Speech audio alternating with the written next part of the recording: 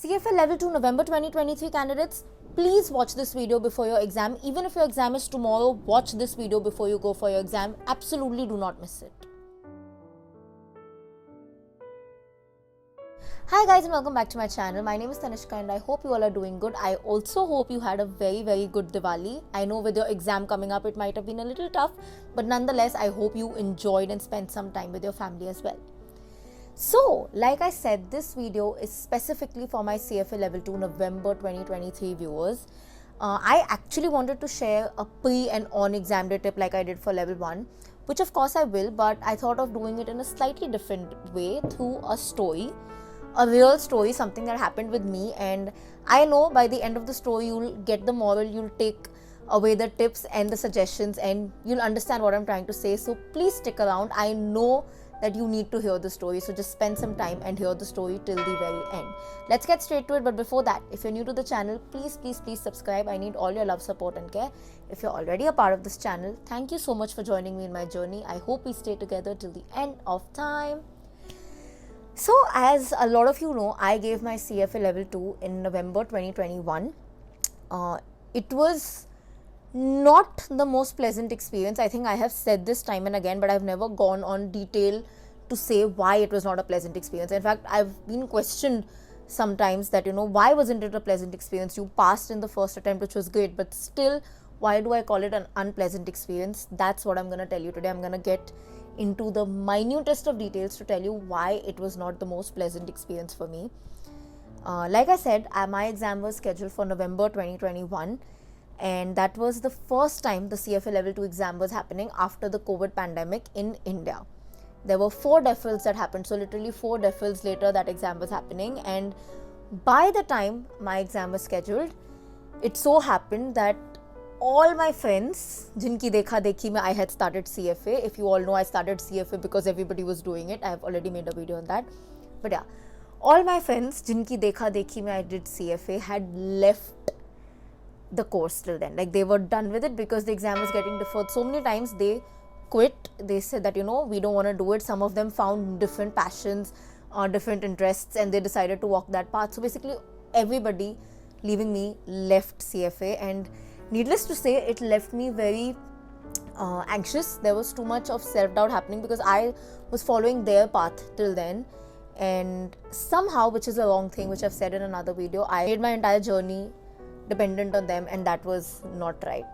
So I remember my exam was in November 2021, and from May 2021, that was when the last DEFIL happened, because our exam was also scheduled to happen in June, but that did not happen. In May we got the mail that the June 2021 exam is again deferred to November 2021. So after that DEFIL, I stopped studying for CFA Level 2 completely. I did not open my books, I did not read anything. Once in a blue moon I would maybe solve some ethics, that's that. I was doing nothing till roughly, you can say, mid of September.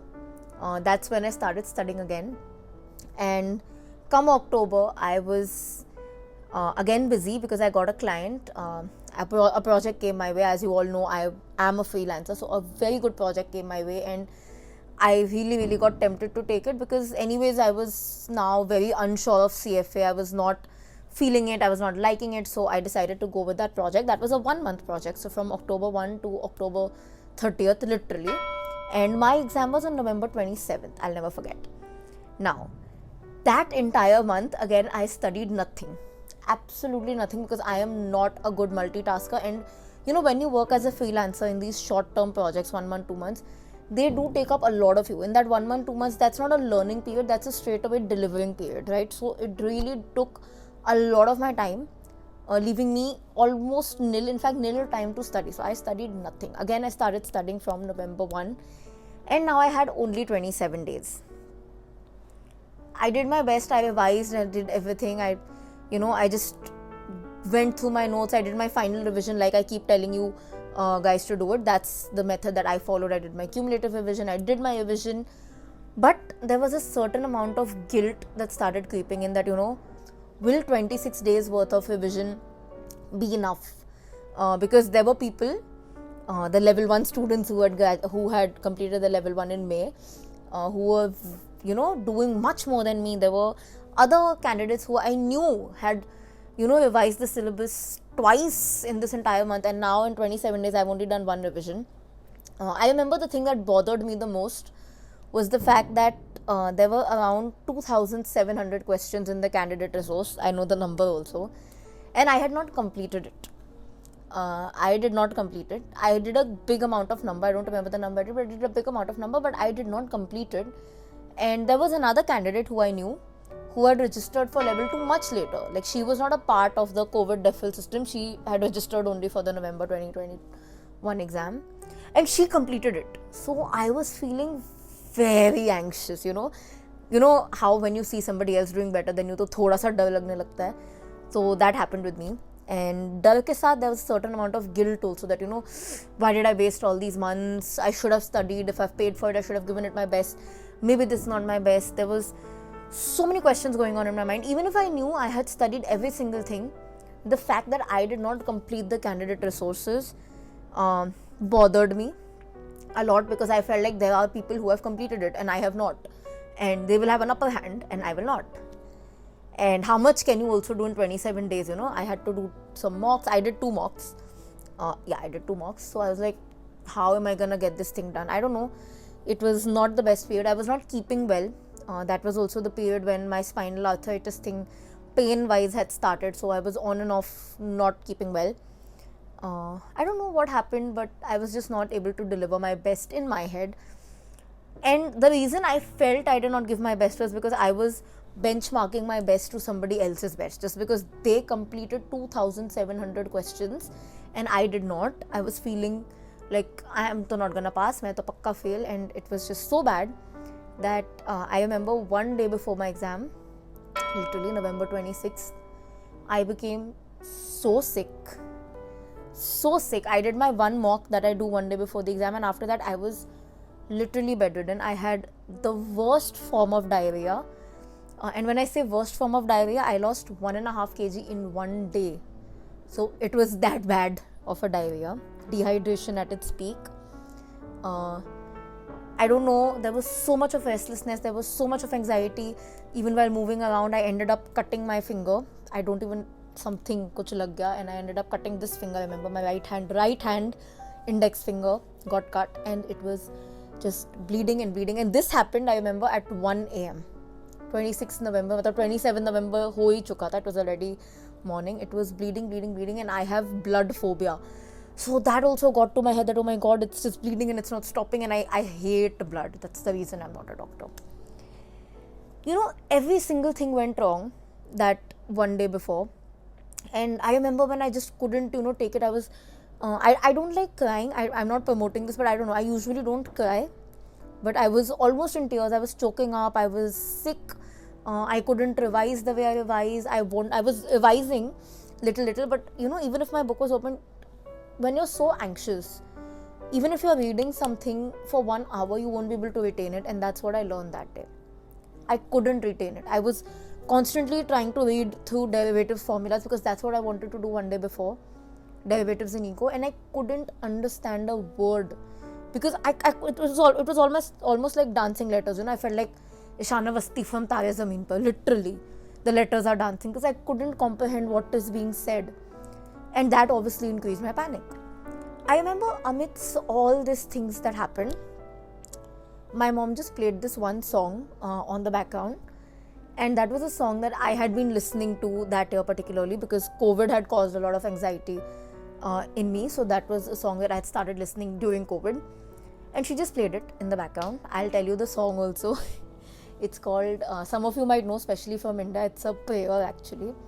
It's called Teri Hai Zameen. And I usually never listen to this song so much, but in COVID I started listening to it. It just kept me calm. Especially in that second wave, jab itna kuch ho raha tha and it was feeling like the world is gonna end. So I just happened to hear it that day, and then it just became my go-to song. So she played that song in the background continuously on loop. It was 1 a.m. I remember, because I couldn't sleep. I was just so sick, roaming around here and there. So she just played the song, TV pe chala liya, and on loop, on a very mild volume. But it kept ringing around the house, and slowly I started calming down. Music is therapy. For all of you who do not know, it really works. I wouldn't say that I calmed down completely, but I did calm down to a certain extent. And when I was calming down a little, I just told myself one thing, that it's an exam.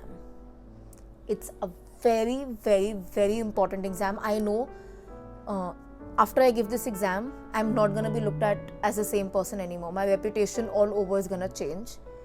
But the fact remains the same, that it's just an exam. Yes, it's expensive. Yes, there was a lot at stake. I had not worked for a very long time because of CFA level 2, because I wanted to give it all my time. And because of the deferrals, I was very confused with where life had gone. So a lot was on stake when I say for CFA level 2. I said no to a job. I was offered a very good job somewhere around September, but I said no because I thought that I'll give my exam now. So when you put too much on one thing, when you put all that pressure, so that anxiety build up is too much, and that's what happened with me. And I had to remind myself that it is just an exam. Good, bad, ugly, it is an exam. Like I said, a very, very important one, but it is an exam.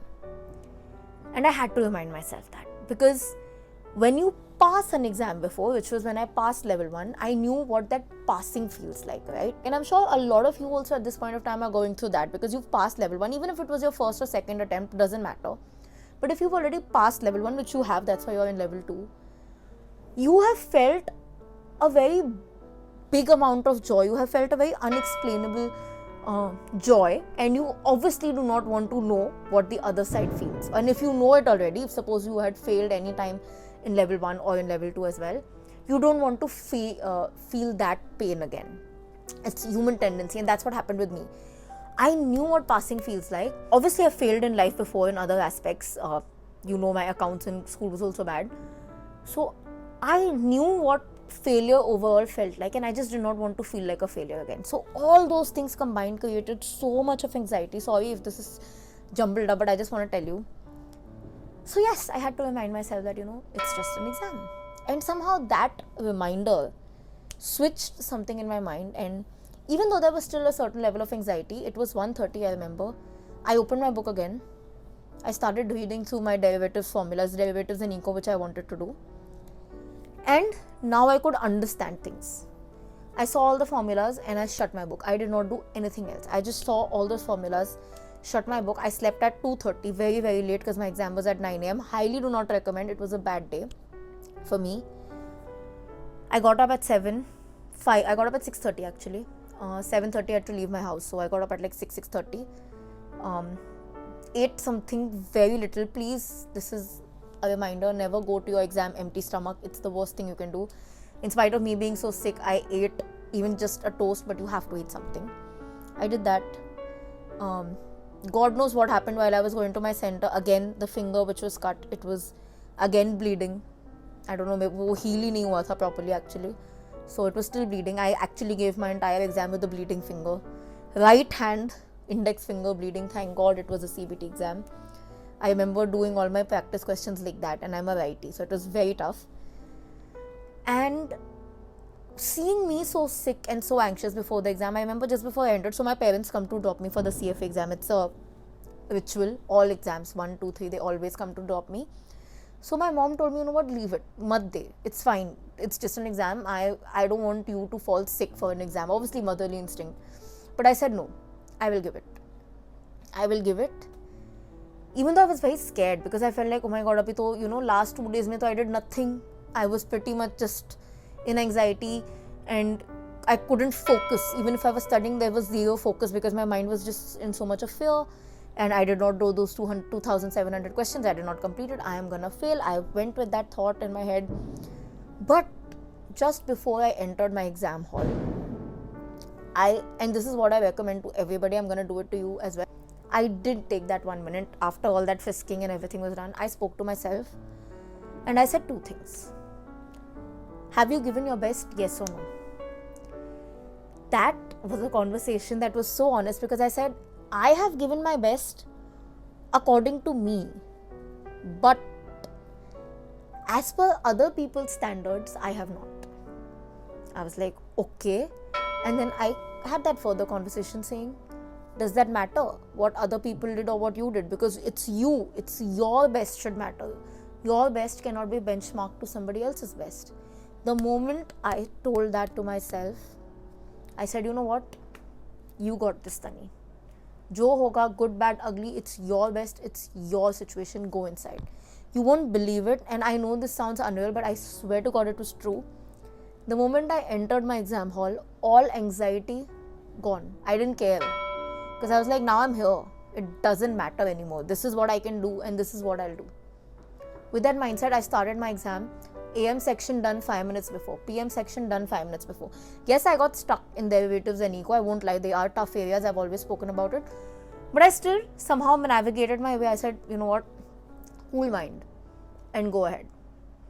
And the rest of the story you all know. An exam that I was so confident I'm not gonna pass because it didn't seem feasible, right?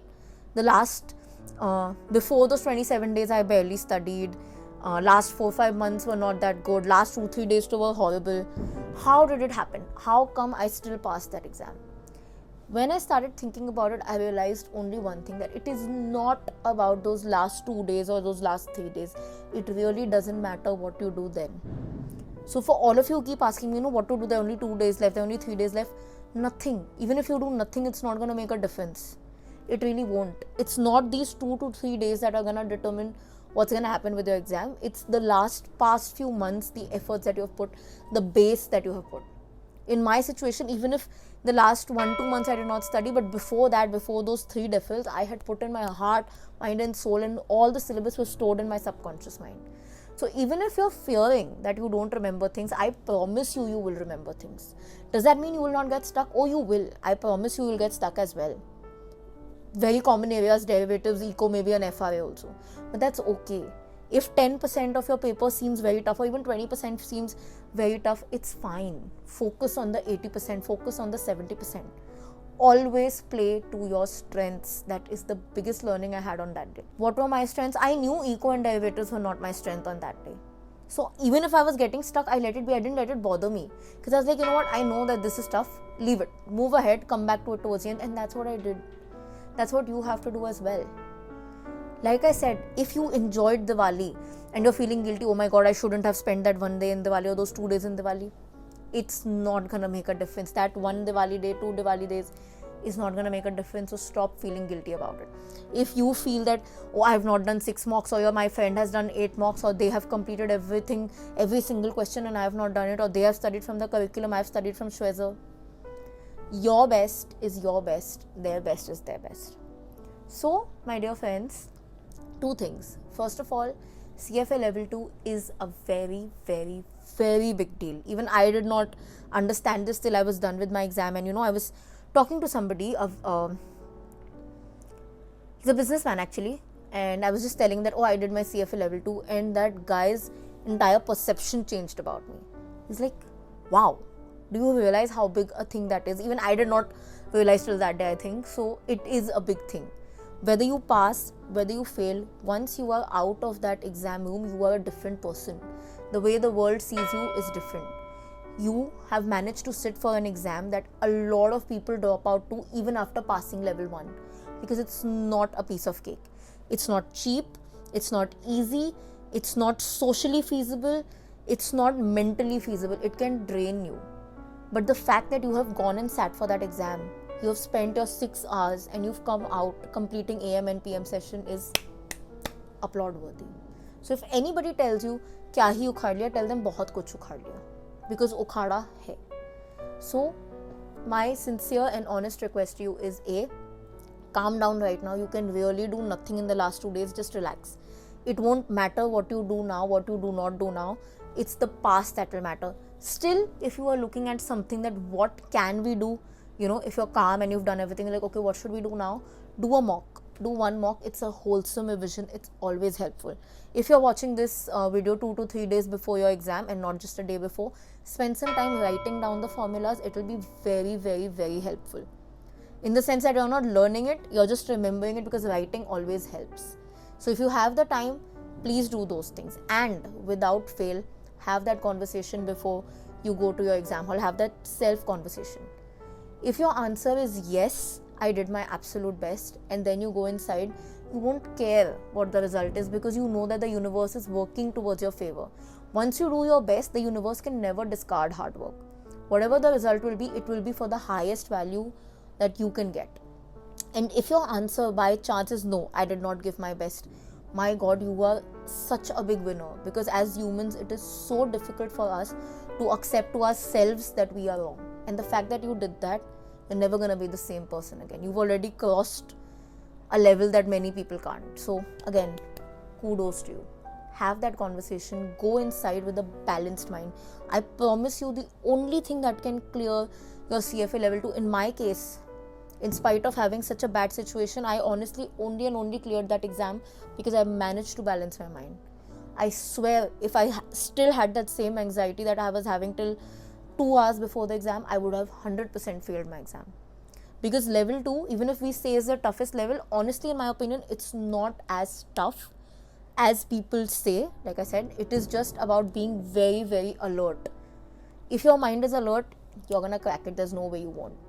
So yeah, it's a very long video, I realized, but I hope that you liked it, and all the very best to each one of you. I hope you do your best, and I hope you get the best that you deserve. So again, all the very best. If you like this video, don't forget to like, comment, share, subscribe. I'll see you guys very, very soon. Until then, keep sparkling and definitely keep learning.